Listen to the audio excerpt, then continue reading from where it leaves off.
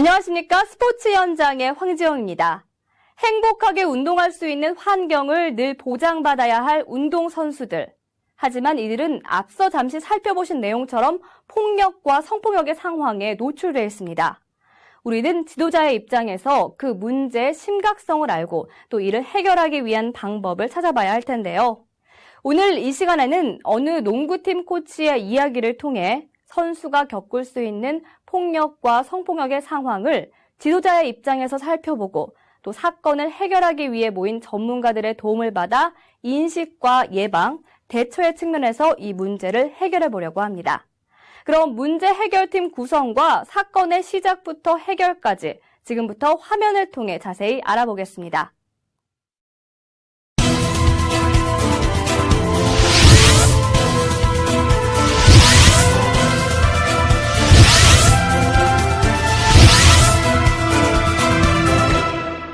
안녕하십니까. 선수들을 폭력과 성폭력으로부터 지키기 위해 모인 저희 3명의 문제 해결 전문가들에게 사건 해결을 의뢰해온 한 지도자가 있습니다. 이 선수의 이야기를 통해 누구나 운동하면서 겪을 수 있는 문제를 해결하는 방법에 대해 알아보겠습니다. 화면 보시죠. 지역 농구대회 결승전을 며칠 앞둔 우리 학교 농구부. 코치인 저는 연습에 한창인 선수들의 자세를 점검해보고 있었습니다. 한서울! 자세 똑바로 잡아!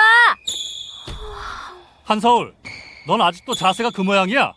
자세 똑바로 잡으란 말이야. 다들 이렇게 정신 상태가 해이해져서 어떻게 이번에 우승을 할 수 있겠어? 어? 다들 이쪽으로 집합! 어서 집합!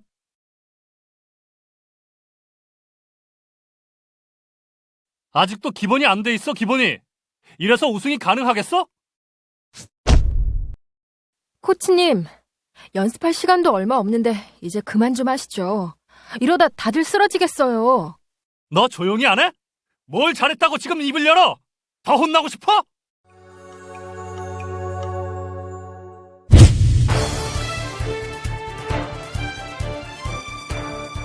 네, 첫 번째 상황을 잠시 보셨는데요.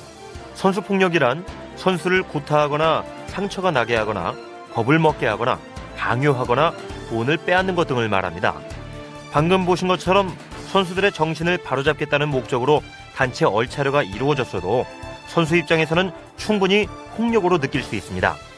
말하자면 때리지 않았으니 괜찮다고 생각해서는 안 되는 것이죠. 그럼 얼차려가 끝난 이후 또 어떤 문제 상황이 벌어지는지 지도자의 이야기를 이어서 살펴봅시다.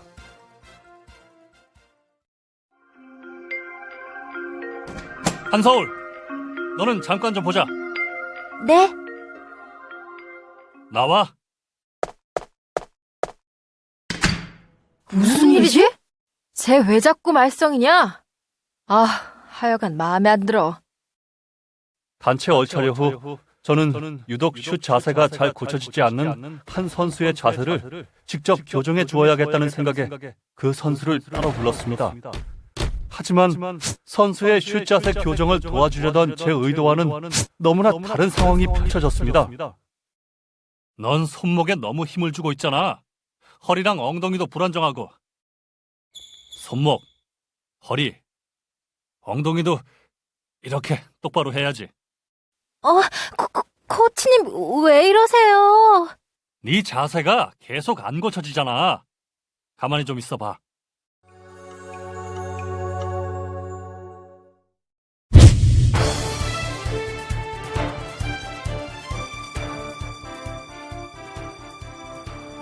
네, 이와 같은 상황은 지도자의 의도와 관계없이 성폭력이 될 수 있는 상황인데요. 먼저 어떤 것이 성폭력에 해당하는지 우선적으로 살펴볼 필요가 있습니다. 선수 성폭력은 힘의 차이를 이용해 성적 행위를 하거나 성적 행위를 하도록 요구하거나 협박하거나 꼬드기는 것으로 강간, 성추행, 성희롱이 이에 해당합니다.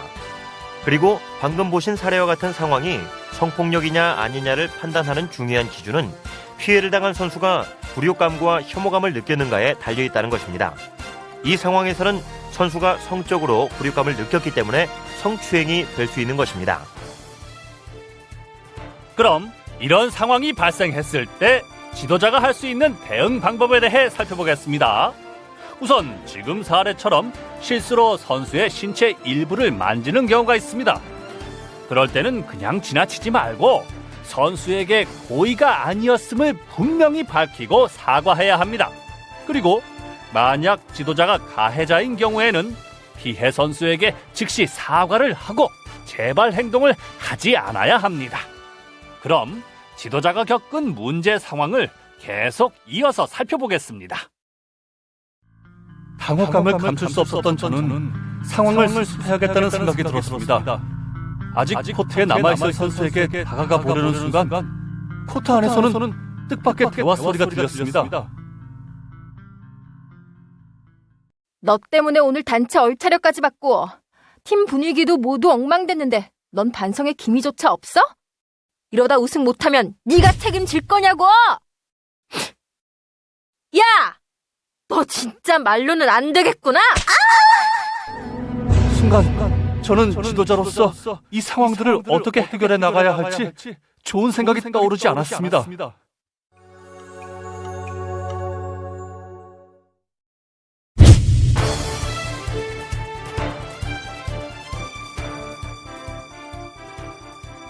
선수끼리의 폭행 장면을 목격한 코치의 상황. 선수들을 지도하는 입장에 계신 모든 지도자들이 한두 번쯤 고민해봤을 상황인데요.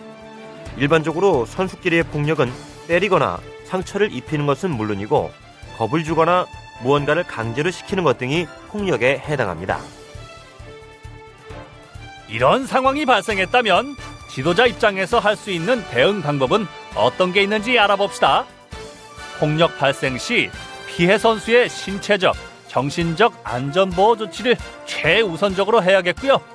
가벼운 상처는 학교 보건실에서 1차적으로 치료하고 기타 위급한 상황으로 판단되는 경우에는 신속히 119나 전문 병원 등에 연락합니다. 관련 선수의 보호자와 학교장 등에게 알리는 것은 물론이고 사건에 연루된 선수와 이를 목격한 선수들에게도 상황의 문제, 심각성, 재발 방지를 위한 교육과 상담을 실시해야 합니다. 혼자 쓸쓸히 고민에 빠진 피해 선수의 사연이 참 남의 일 같지 않다는 생각이 들었는데요. 네, 그렇습니다. 이 제보 내용을 토대로 저희가 제공해드린 해결책들이 지도자에게 큰 도움이 되었기를 바라고요.